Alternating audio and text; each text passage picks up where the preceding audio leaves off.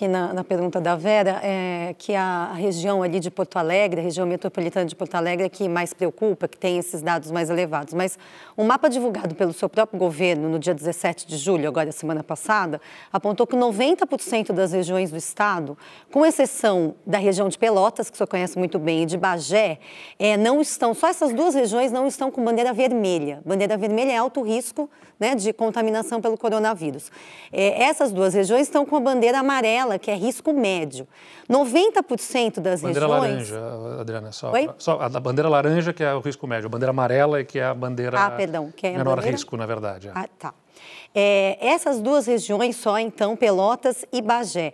Essa população, 90%, significa o quê? 11 milhões de habitantes, seriam 469 dos 497 municípios do Rio Grande do Sul. Quer dizer, o estado inteiro praticamente hoje está com um risco elevado para a população. O senhor respondeu a que existe esse trabalho que vocês desenvolveram desse distanciamento controlado, mas ele falhou? Por que hoje, depois de 4 meses da pandemia, a gente vê São Paulo, a situação aqui não está nada maravilhosa, esse platô que às vezes se comemora é um platô num nível muito alto, que não é bom. Mas a gente percebe outros estados já numa posição um pouco melhor que o Rio Grande do Sul. Houve uma mudança aí, a gente está...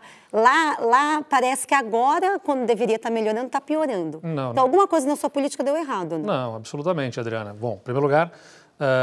o modelo do distanciamento controlado, ele analisa 11 indicadores. A gente analisa o número de hospitalizações em cada uma dessas 20 regiões.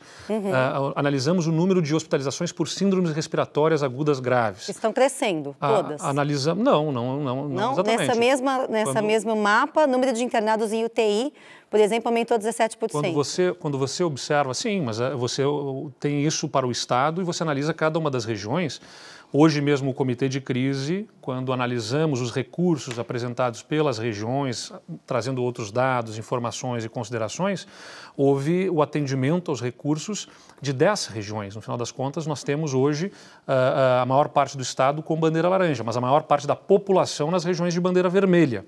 Tá? Em torno de 60% da população está nas regiões de bandeira vermelha, até porque a região metropolitana de Porto Alegre, pegando a extensão em direção ao litoral norte e também a Serra Gaúcha e a região de Passo Fundo, estão nessas regiões de bandeira vermelha, que não é somente risco de contágio maior, é risco de contágio e capacidade do sistema de saúde menor.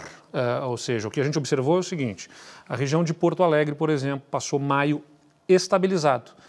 Não havia crescimento de demanda por internação. No início de junho começou uma inflexão e na metade de junho para cá começou a acelerar.